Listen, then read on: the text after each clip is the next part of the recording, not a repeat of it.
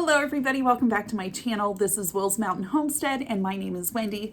And I have a problem. I have too many of these and no place to put them because my organizational system here is failing me drastically. So I sat down to organize these a little bit better and thought I would share with you what I'm doing to combat this hot mess. So I recently found a newer way for myself to organize my seeds by purchasing these little seed pocket things that fit into a binder.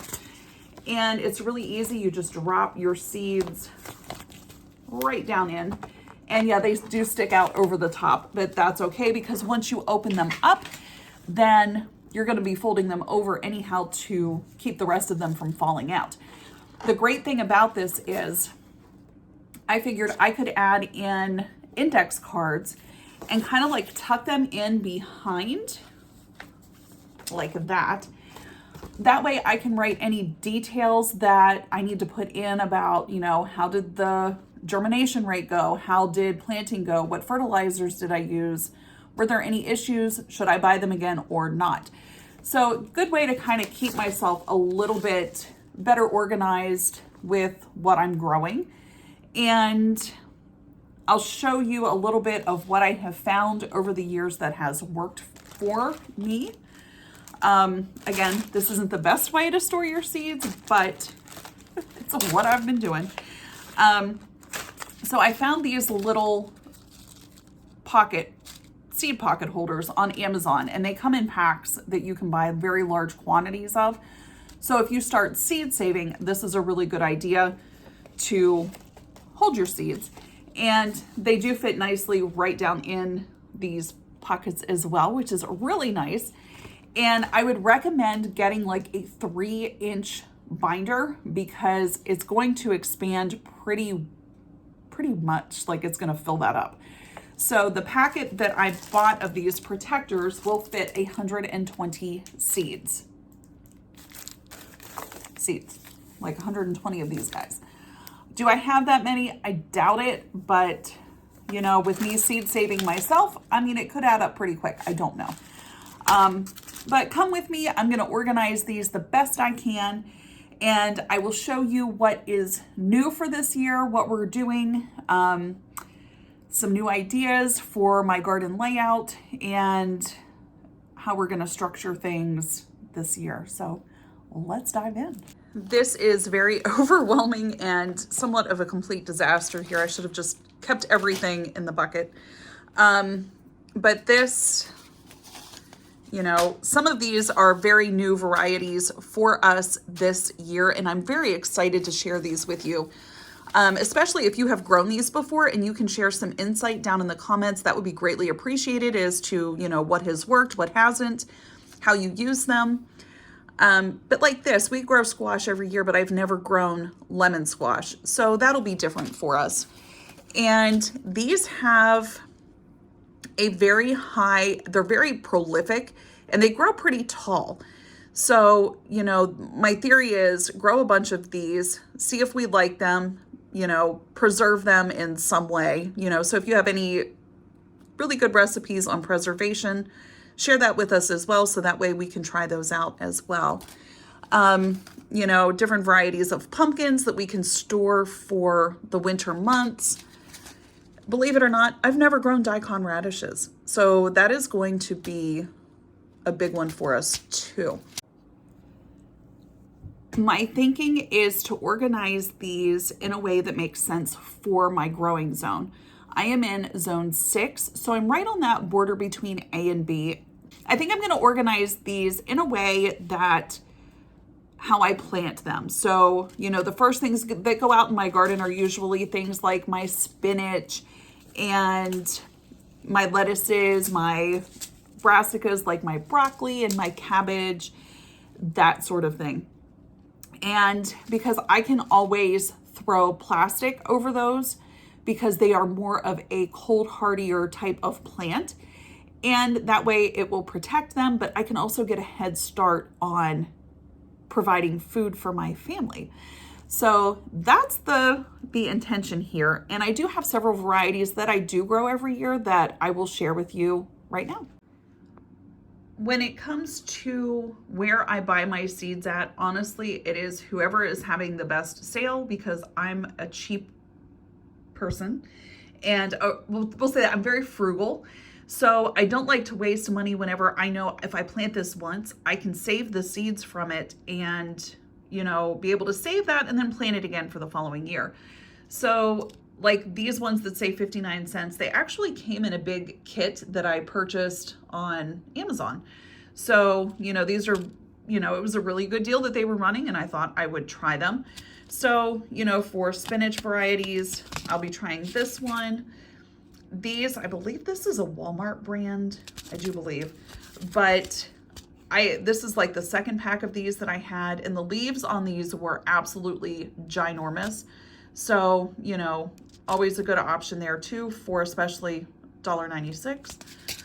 And then I've grown this type of spinach before from Baker Creek, and I really liked how prolific this was. So, you know, those are the three varieties of spinach I will be planting. And then when it comes to lettuces, I really prefer the type that the cut and come again type of lettuce. So the Butter Crunch is a really good variety for that. You always take the lower leaves off and then it will still grow from the center. The bad thing about this is they will bolt when it gets really hot. So if you have a shade cloth or something that you can throw over top of them, you can get a couple extra weeks out of it probably. And, you know, ripping the tops off, but we enjoyed that one as well. And then, you know, another type of cut and come again lettuce. Let me see what this one's from, or what the name of this one is. Simpson, black seeded Simpson lettuce. You know, these are very good varieties. And, you know, what I will do is go out and harvest my lettuces usually once a week and get them all washed up, cut them, put them in a big baggie, and then we will have lettuces for the entire week. And then what that does, that allows these plants to regenerate and grow. So that way it gives them another week to be able to grow new leaves. And then the following week I can come in and cut again off of it and add to this. I also grow a lot of kale and collards as well. So, you know, there's a pack of collards we're going to throw in the garden and a couple different types of kale.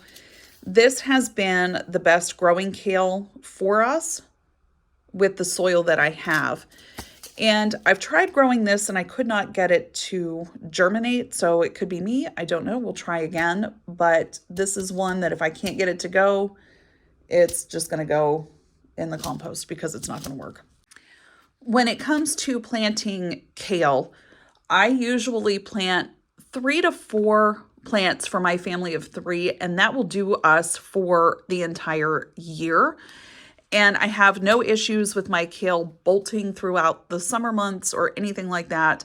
So it's always good to make mixed salads to add in some leafy kale with that. Or we can freeze it and make smoothies out of it as well, or saute it. Next up are radishes. And you guys, if you're looking to have quick vegetables that, you know, from the time you plant them to the time that you eat them, radishes are your go-to. You know, some of these don't take very long at all. You're talking 24 days to maturity. So in less than a month from the time that you plant these until you eat them, you're looking at 24 days. So, you know, you can plant these, harvest them, replant, and have a constant supply of radishes. Some of your root vegetables like your turnips and your beets, you can start these in seed trays and transplant them, but you guys, I find that it's much easier to just direct sow this type of thing and then thin them out. You know, sometimes they can be a little finicky when it goes to transplanting, and you may not have a successful transplant. Whereas, you know, you plant these in the ground, I've never had them not produce anything for me. So, you know, we're looking at doing beets. We like to pickle them and saute them and roast them, really good roasted. and then turnips as well. Cabbage is cabbage is cabbage. So I found these at Walmart last year after growing season was pretty much done. They had these discounted, and I purchased these for like a fall crop of cabbage, and they did pretty well. So, you know, this is what we're going with this year. And I also have a second pack of this, and you guys, this was on sale, and even at 50 cents a pack, it was on sale from that. So I'm not sure how much I paid for it, but it wasn't very much for, you know, a whole bunch of seeds. This is good for, we like to make sauerkraut with this, and also cabbage rolls, which you can make and freeze for later meals, that all you have to do is just heat it up. And it's a really good way to get those really good extra veggies in. And cabbage steaks are really good too. So yeah, we'll usually do about 8 to 12 heads in the spring and probably around 8 in the fall, depending how much garden space I have. So cabbage. We have come, well, not we, I shouldn't say me, my husband doesn't like it, but I love it. Swiss chard. It is amazingly, it's so good for your body because of all the vitamins and minerals and stuff in it. And it's very easy to grow, at least I think it is. Now, I planted 6 of these for my family thinking that that would be, you know, enough. And holy crap, I probably could have gotten away with 2. The leaves on these were ginormous. And, you know, I didn't have to buy any type of greens over the summer, and this grew clear into November. So, you know, it had a really long growing period. The heat didn't affect it. The drought that we had did not affect it. And this is so good in like sauteed as a sauteed side. You know, add a little bit of butter to it, add some nutmeg, some cream, you know, whatever you have. Very, very good vegetable. And I like to treat these stalks as celery over the summer months. So, you know, as you're taking the leaves off, don't throw away those stalks, because, you know, you can use those as celery. You can see just with a couple of pages here, my binder is getting pretty full. And we have only touched the surface of what I have. So I may actually have more than 120 seed packets, you guys. Peas are another thing that are very good to plant early in the year. And you can plant these before your first frost, because frost is not going to bother peas. So these do like to climb. So having something with a trellis behind them for like the little tendrils to grab onto is really good. And, you know, these are very good to plant in the spring. And like, I usually start my fall crop like beginning of August. That gives them time and more daylight to be able to grow really well before those cold days set in September and October. When it comes to planting beans, I like pole beans because they climb, they save up space in your garden. So I do the bent cattle panels, and then I grow my beans over those. And if you plant beans early enough, like this, I like the Blue Lake pole beans. And if you plant these early enough, you should be able to get 2 really nice size harvests out of these. And very easy to can these up, pressure can them. You can make dilly beans out of them, which is a pickled green bean, which are really good. And you can blanch them and freeze them. So a lot of options with your green beans. Or you can do what we do, and we do the family share plan, where if you want them, just come and get them. So I tried asparagus beans a couple years ago, and oh my gosh, they get so huge. Like they're about 3-4 feet long by the time they're done growing. And it's like 2 beans would feed my family for a meal. So if you're looking for a very prolific and productive bean, I don't know if I would can these. I think they would be okay frozen.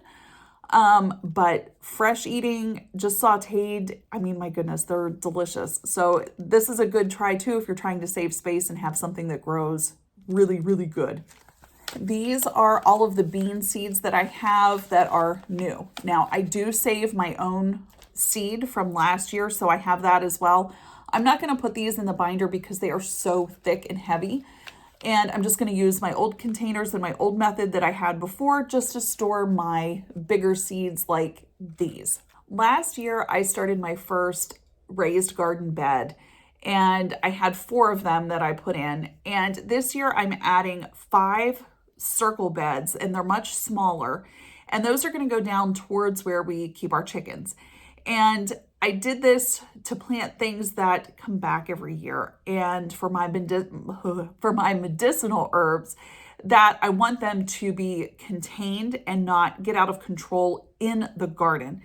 So, I already have, stupid me, I already have oregano and catnip that just take over the lower end of my garden that I have to constantly keep pulling back and pulling out, because they are both in the mint family. And if you know anything about mint, if you plant it in the garden, it's very hard to get rid of. So if you're looking for things to plant things like that, I suggest using containers to house those. So things like oregano, mint, lemon balm, catnip, all of those, I would put those in pots. So for myself, we're doing it with things like this. Let me find them. Bop, bop, bop. So not that this gets out of hand, but mullein. It takes like a 2-year growing period for you to be able to get the full benefit out of this plant. And I don't want to be tilling it up or putting it somewhere that is going to be disturbed. So having its own place is important for me to keep this specific plant. And I have like this stinging nettle. I want to be able to plant this, same reason, in a spot where it's contained, because these have jiggers on them, and I don't want to be in the garden and forget that it's there and jig myself. So, there's a lot of other things in the garden that can do that, like those creepy little caterpillars that have the little stingers on them. Get stung with those once, and then, you'll understand. You will understand. So this is going in its own space. Last year, I had one of my raised beds as just a complete herb bed. And I'm going to continue to keep that one that way, because some herbs will regrow every year. I know for myself, my oregano does, my parsley does, and every now and then cilantro will if it reseeds itself, and dill can as well, but that one's iffy for myself. So I'm going to keep that bed the same as it was, just add in extra compost and nutrients to that bed before spring arrives and those plants start to germinate. So, but I think what I'm going to do, I have so many herb seeds that instead of using that binder method, I do have a Mylar bag that I'm going to put my herb seeds in, because these include my medicinal herbs as well. And I'm experimenting with that, and I did last year for the first time. I have calendula right now in olive oil, extracting all of those nutrients out of it. And I'm going to turn that into a salve at some point, or like a hand cream of some kind. So we're going to play around with that. And I have other methods for growing these things as well, and some of them will be in the new raised beds that I purchased. So let me just show you what I have, because it's quite extensive. So I already showed you that I have mullein. I also have valerian, and this is one kind of poppy that I have. I also have a red feathered poppy as well. And you guys, these are great for attracting pollinators. We are looking to get bees this year. I'm hoping, we'll see if it happens. But if we do, these are going to be planted down by where the bees are, along with clover. So that's the intention for these. We're also going to be adding in some nasturtiums directly in the garden for not only pollination and pest control, but also for edible flowers as well. And then, you have your standard dill and parsley if we need it. I can't grow basil on my own. I always have to purchase it as an established plant, because for whatever reason, I cannot grow basil from seed. Same with lavender. If you guys can get lavender to grow, congratulations, because I haven't figured it out yet. I also like these little flowers here. These are yarrow, and I did get the white kind, and you guys, it grew so well. I'm hoping it comes back again for this year because it was just amazing. And this is the calendula that I have, and I do save these on my own, and this is like the third year that I've collected my own seeds from this. These are the red feathered poppies. And again, you can save these too, so you only have to really buy them once. And this is a really good plant right here, Sweet Alyssum, to plant near your tomatoes. So we're going to try and get these to grow this year and do that again. And then we have some more echinacea. Marigolds, one of my favorite things to put in the garden for pest control. Again, seed-saving marigolds. And when you don't know what the name of the plant is, you make up your description, right? And then we have stinging nettle. And then this is hyssop. And then I always throw in some hot peppers because, you know, if you're going to do things like fire cider or anything like that, you need a hotter pepper. And you can always dry these out and grind them down once they're dry and make your own cayenne pepper. So that's always something, you know, if you're looking to be more self-sufficient that way, you can grow your own peppers, cayenne peppers. And then of course, cilantro, and a new one for us is going to be wormwood, which is going in its own bed. So this whole mess is going to go in this bag because it is quite a mess.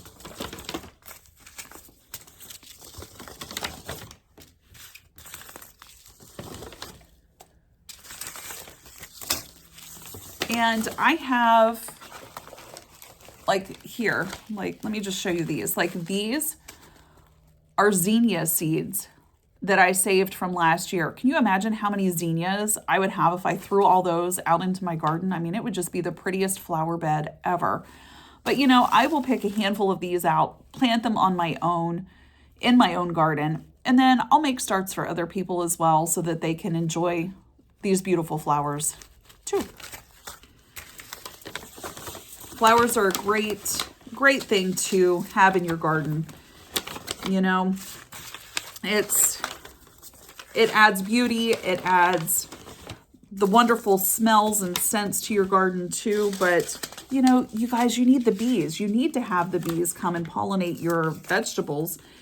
And, you know, with us looking to get our own bees this year, you know, we need to have food for them. And not only do our vegetables provide that, but also our flowers and herbs and stuff do as well. I have corn as like just backup seed in case I need it. I can never grow big ears of corn, and I don't know if it's a fertilization issue or if it's just me, but my ears usually get about like this big, and it's just a waste of space in my garden. So squash is the next thing on the list here to put in my binder. And I always like to grow a green squash, whether that be the Black Beauty variety or a different type of green. And I like these because I can do zucchini boats with them. I can grind them down and make bread. And if you didn't know this, you can also dehydrate it and grind it into a powder. And you can use that as a flour substitute. So, you know, there's always, you know, different ways to use your product other than just eating it fresh. I have also frozen zucchini as well because, you know, there really aren't any good ways to can zucchini according to, you know, the traditional methods for ball canning and that have been approved. So, you know, you're looking at either eating these fresh or freezing them.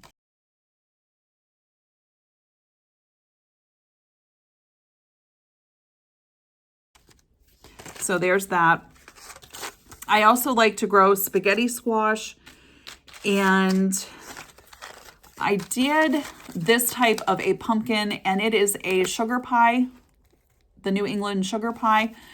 These can get relatively small, and you know, they're very good, but there's not a whole lot to them when you cut them open, you know, especially if your pumpkin is like this big. So I don't know if I will grow these again just for that reason. A couple years ago, I bought these Tahitian melons. And you guys, if I had to do it again this year accordingly, I will definitely be growing at least 2 of these. These plants grow produce here, the squash. They're so long and they are so big. And one of these could probably feed us for an entire week. And they taste a lot like a butternut squash. So, you know, you're getting more bang for your buck if you plant one of these versus one of these. But storage can be an issue with these bigger ones. They do keep and store very well, but they're huge. Just your traditional pumpkin we have here. And this is a new variety for us this year. I like to have winter squash and to store it. So we're going to try this type of a pumpkin.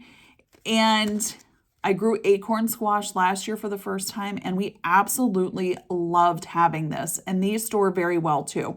So looking at these 2 varieties will help offset cost for fresh vegetables over the winter. Now this is going to be a summer squash, and so is this, you know, just your traditional yellow squash and a lemon squash, which is going to be new. So if you have any recipes or any ways that you have used this, please share down in the comments below. That way, you know, the rest of us know how you have used it and enjoyed it in the past. If you're looking for something fun to grow this coming year, try growing loofah. Now, this does take a really long time for it to mature. So you're going to need to have, like, if you don't have a long growing season, you're going to want to start this indoors early. And you can eat these fresh, or you can let them dry completely out and then peel the outer skin away. And then you will be left with the loofah sponge. And these do trellis, so you're going to want something to trellis these over. When it comes to planting tomatoes, I usually plant between 50 to 80 tomato plants every year. And that is because we preserve everything that has to do with tomatoes. I'm not buying any tomato products other than paste throughout the entire year. And in order to do that, you need a high yield of different varieties. And I usually will do like an Amish paste tomato or a Roma tomato and plant those in an abundance. So that way I have really good tomatoes for making sauce, different sauce varieties. I also grow cherry tomatoes as well, and just your traditional red cherries. And some of our favorites in the past have been the black strawberry cherry tomato and also just a black cherry tomato. Now, these 2 varieties, we have found that, you know, they're going to grow in abundance for you, and they're going to get rather large in size. And I'm talking probably double the size you see at the grocery store. And if you can't eat them right away, I have frozen them in the past and threw them in, you know, my pot whenever I'm making sauce, and they break down just fine. Or you can dehydrate these and sprinkle a little Italian seasoning on them, and that makes them really good too. So we like these. And then, you know, you've got your slicer tomatoes that we're going to do. Again, this is an Amish paste tomato, but this is a fireworks tomato, another paste tomato, and a Roma. And we're trying some new varieties this year as well. So I have the Isis candy cherry tomato, and this is said to have, you know, a really good sweet taste to it. So I'm hoping that that is true. And then we're also going with a white currant. We're going to try that.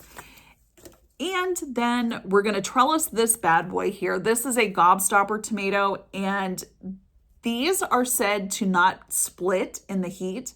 So we're going to trellis these up, and they are supposed to get very tall and viney. So I'm going to put those on our arched cattle panels and hope that we get an abundance of these to make some jelly and jam and stuff with out of that. And again, you know, that's the Rio Grande. Here's the yellow variety as well. and a persimmon tomato. So, you know, just throwing different varieties in here does give your sauces a different twist of a flavor to them. And it's always fun to try and experiment with different varieties. I'm also going to be growing Aunt Molly's ground cherries this year. And again, just something new for us to try out for jam and jelly as well, and to eat fresh. Let me see, is there anything else? This is going to be new as well. We're going to do the dwarf tamarillo, a few random vegetables, fruits, whatever you want to call these. We're going to be growing huckleberries and cucamelons as well. These are going to have their own designated spot because I'm hoping these will be a perennial for us once they get started, just like our goji berries and elderberry and our other raspberries that we have already established. So I'm hoping just to add something that is going to come back every year for us. And this is going to be what we plant for this year that will hopefully do that. And my daughter loves cucamelons. I do plant cucumbers every year, and I have found that if I just start these directly into the ground, they do just as well as if I were to start them ahead of time. So I usually just direct sow my cucumbers from now on because of that reason. It takes away seed trays and it takes away all that hassle that I have indoors before they're ready to go out. So we do plant cucumbers, and I will do a succession of these. So once these get really good and started, I will start a second sowing of these probably the beginning of June indoors to plant outdoors later. And that way, you know, I will have fresh ones coming, especially if I'm invaded with pests like the squash beetle and that sort of thing that will decimate these plants. Last year, we grew what are called banana melons from M.I. Gardner, and I was hesitant to put these in because of how large the fruit got, but I will tell you, this was an absolute favorite, and I saved the seeds from one of the melons in here, and I could probably plant enough to feed the entire county with the amount of seeds that I have. So it was like one plant produced 4 melons, and they were like this big. And very sweet, very good, very delicious. So if you're looking to have more fruit come towards like the end of the growing season, this is definitely a winner in my opinion. And last but not least are peppers. And having a different variety of peppers that you grow allows you to preserve things that you may not think of. So, you know, poblanos, like for instance, we started growing those 2 years ago. And just having this type of a pepper, you can char them, you can throw them on the grill and like peel the skins off, and it just makes your Mexican dishes so much better. So, you know, we will be growing poblanos. We will be doing this type of a pepper. And, you know, I like to have shishitos and sweet peppers and regular peppers.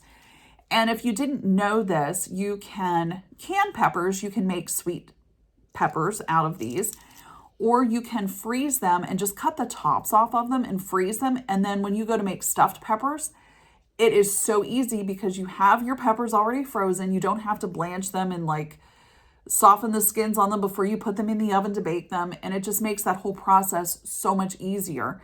So, you know, having frozen peppers will help you in the future. You know, you can also slice them and freeze them too. Pepperoncinis, really good to make a Mississippi pot roast. If you follow my recipe that I have in a previous video of how to pickle these, and it's one of the main ingredients in a Mississippi pot roast. So, you know, you do that, you don't have to buy that ingredient at the store because you've grown it and canned it yourself. Some more chili peppers, a purple cayenne pepper, which is going to be new for us this year. And one of my favorites it's called the Lycia pepper. And these are very, very sweet. But what I will say, you can pick these when they're green, but they're not going to have the full sweet effect to them unless you wait until they ripen and turn red. So my suggestion is patience is key. So wait until these little guys turn red, and then you will thank me later, I promise. And then jalapenos. So last year I had a batch of what I thought were jalapenos that I planted, and they turned out to be cayenne peppers. So, you know, is what it is. Sometimes it happens, you know, but we're trying again. We're going with M.I. Gardner this year for their jalapenos, and we're going to give it a whirl. So yeah, definitely grow peppers. They're good just to slice them up and freeze them for fajitas as well. Or you can ferment them and make your own hot sauce. All kinds of different good things. And finally, eggplant. You guys, I can't grow eggplant to save my life. I try every year, and the flea beetles just attack them. And it's disheartening because I absolutely love eggplant, but I'm not spraying pesticides in my garden to be able to enjoy this. So, you know, even though I do have the seeds for it, it's probably not going to happen again this year for us to have any eggplant. So there's that. And then I do buy potato seed and onion sets that are already established. So we get those in the ground, and I don't have the capability to store my potatoes for over the entire winter. So I do can a large portion of my potatoes, and you guys, it makes for such easy dinners, especially if, you know, you're busy, you're working, you've got family crisis situations that are going on, you've got doctor's appointments, whatever. You know, I could whip up a really good potato soup in minutes using canned chicken broth, canned potatoes, and, you know, just adding in things like cream and cheese and, you know, some garlic that's from your garden too. So, you know, growing those types of things and canning your root vegetables and freezing things to make convenient meals will definitely help your grocery budget throughout the year. So, and come with me on this journey as we start planting here probably in the next, I would say by the end of February, we're going to be starting some of our seeds. And we do have a couple things that we have to cold stratify. So we're going to do that as well. And then we're going to jump in and use our handy dandy planner and see how much we spend during the year for gardening and really see if it's worth it. We're going to weigh our produce this year, see how much of each thing we pull out of the garden, and really dive in and create more convenient meals, because I know for us, we really relied on those over the last 5 months. And I would like to have more of that on the shelf come this fall. So you guys stick with me. Thank you so much for joining me today. You guys take care. God bless. And I will see you in the next video. Bye.